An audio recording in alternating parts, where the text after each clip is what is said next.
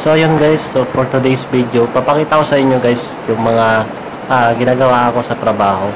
So ayan, pasensya na guys kasi medyo maingay talaga dito ngayon kasi nga maulan. So masama yung panahon dito sa amin. So ayan, nagpe-prepare ako dyan guys papasok sa trabaho.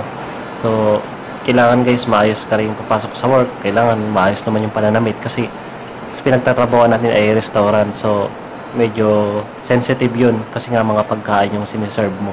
So ayan, nagmumotor lang ako pasok sa trabaho. Malapit lang naman. So isang bagay yan guys na importante, malapit ka sa workplace mo para una-una dapat para hindi ka malate. So ayan. So yan guys, trainee pala ako. So kapag trainee ka guys, kahit saang trabaho pa yan, yan yung moment na kailangan patunayan yung sarili mo sa manager, supervisor. Kailangan pakita mong magaling ka. So kailangan magporsigi, kailangan mong matuto dyan. So ako, ayan, nagsusulat ng mga binabasa ko sa training kit at tinitake note ko at tinatandaan kasi sa totoo lang, hindi naman talaga yan matuturo sa'yo lahat-lahat ng mga techniques sa bawat trabaho. So kailangan sariling sikap ka pa rin talaga. Ayan, so ayan guys, yung niluluto ko dyan ay mushroom soup. So ayan, yan ay 4 servings. So ipoportion yun sa guys, ilalagay sa isang maliit na lalagyan. So ayun, parang ano yata siya, 80 yata yung isang order niyan. So ayan guys, nagiwat ay ng bawang. So kasi hindi nauubusan ng trabaho sa kusina. So talagang madaming trabaho. So ayan, kagaya yung gumagawa tayo ng kare-kare sauce kapag bakante tayo sa oras. So dyan yung moment na gagawin mo lahat ng dapat gawin, lulutuin mo lahat ng dapat na lutuin.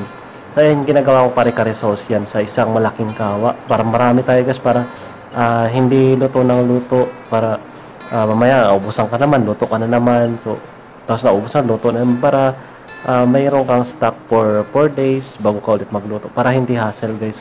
So yun yung finished product niya, nakulayan na rin siya. So yung pangkulay nun guys ay annatto oil. So, ayan. So napakahirap guys kapag nagtatrabaho ka sa kusina. Kasi minsan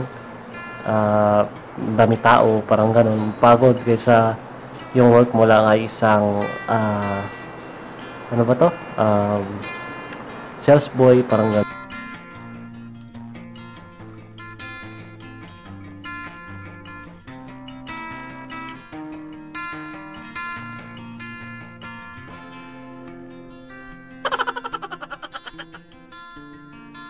So yan yung kare-kare guys na ginagawa ko.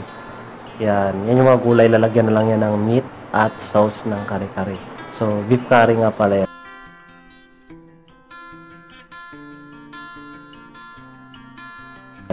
So yan, banding-banding kami sa mga aso, sa mga pamangkin, kasi after ng 6 days na tuloy-tuloy na trabaho, minsan wala pa akong day off. Talaga nakakamiss umuwi doon sa amin. So nakaka-pressure din talaga na nagtatrabaho ka lang ng nagtatrabaho. Although kumikita ka, pero hindi mo pa rin maalis sa sarili na nakaka-pressure pa rin talaga yung mag-work. So yan, dapat may time ka pa rin sa loved ones mo. Validate mo pa rin sila. So at the same time, nakapasaya mo rin yung sarili mo. Nag-enjoy ka. So yun, sana nagustuhan nyo yung video ko at marami pa naman din akong i-upload. So ayan, ingat kayong lahat. So bye!